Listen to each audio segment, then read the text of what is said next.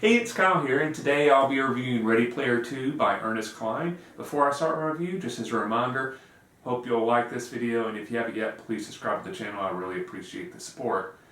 Now on to the review. I'm sure most people are probably, even if they haven't read it, know of Ready Player 1. It was a huge bestseller book the year it came out, and obviously it was adapted into a fairly large Hollywood blockbuster movie. I think most people are kind of familiar with Ready Player One. I was a huge fan of Ready Player One when it came out. Loved the book. It's one of my favorite sci-fi books of all time. Really enjoyed it. Found it very interesting, funny. Just the world building I thought was really cool. Enjoyed the pop culture stuff, references. So I was I guess I'd say I was somewhat excited when I heard there was going to be a second book. And the reason I say somewhat is Ready Player One, when I finished it, there wasn't, some books I'll finish it, really love it, and they're like, oh, I hope there's no book, because I'm interested to see where they go from this. Ready Player One I thought was a good standalone book, so it was like I finished, it's like, oh, I hope this is the start of a series, or there's at least a sequel. So when I heard there was going to be a sequel, I was like, that's why I was somewhat excited. I was like, well, I enjoyed the author, I enjoyed the first book, so hopefully I'll enjoy the second book, but I wasn't necessarily craving her second book, so hopefully the second book doesn't ruin the first book to me. Because sometimes when it's series, sometimes it's books, sometimes movies, that something that should have been a standalone, when they try to turn it into a series, it kind of starts to take away your enjoyment of the first one. So I kind of got this book with some excitement, but also some worry. But overall, I'll say I enjoyed this book. Do I think it's as good as Ready Player One? No. Do I think it's a bad book? No. Do I think it's a really good book? Yes. But I thought Ready Player One was a great book, one of my all-time favorites. Ready Player Two is not one of my all-time favorites, but I really enjoyed it.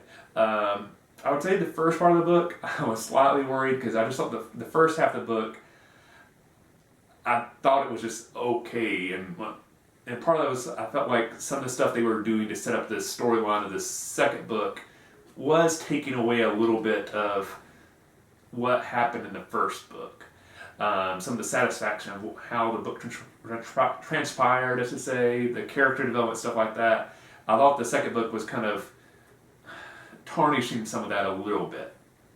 But the second half of this book, I really enjoyed. I loved where it went. The character development I thought turned out really well. The storyline, the adventure, the concept. The second half of the book I thought was really, really good. So balance those two together, and that ends up with being a good book. Not a great read, not a bad one though. So that's my overall feelings of the book. I'm going to give you a very basic overview of the plot. I don't want to go into as much detail as I normally do on the plot, because the very beginning of the book, if I get too detailed about it, it really will be some big plot spoilers. But basically, you do have all the characters back from the original one, so you're not really exploring the same world with new characters. It is a true sequel, same characters, and it's kind of looking at what is the life like for these characters who conquered the world of Ready Player One, for lack of a better term for it. What the world is like now for them, now that they're super rich after basically becoming the owners of the biggest company in the world. And there's a new technology that comes available to this company that has a potential to transform the world even more. But there's some conflict on if they should take advantage and use this technology, or if they believe the world is not ready for it yet. And that's where this story goes from there. So overall, I'd say for Ready Player 2, if you read Ready Player 1 and you enjoyed it, I would recommend getting this book, reading it.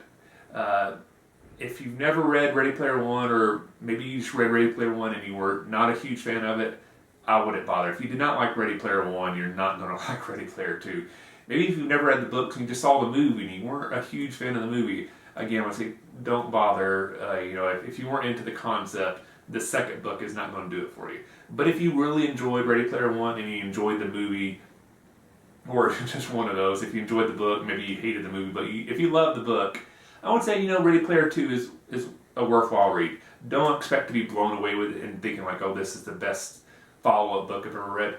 but it's a very entertaining read. If you're looking for a quick, entertaining read to kind of distract you from everything that's going on in the world today, I would definitely recommend it. Ready Player 2 by Ernest Cline. Overall, it's a really good book. Not great, but worth the read.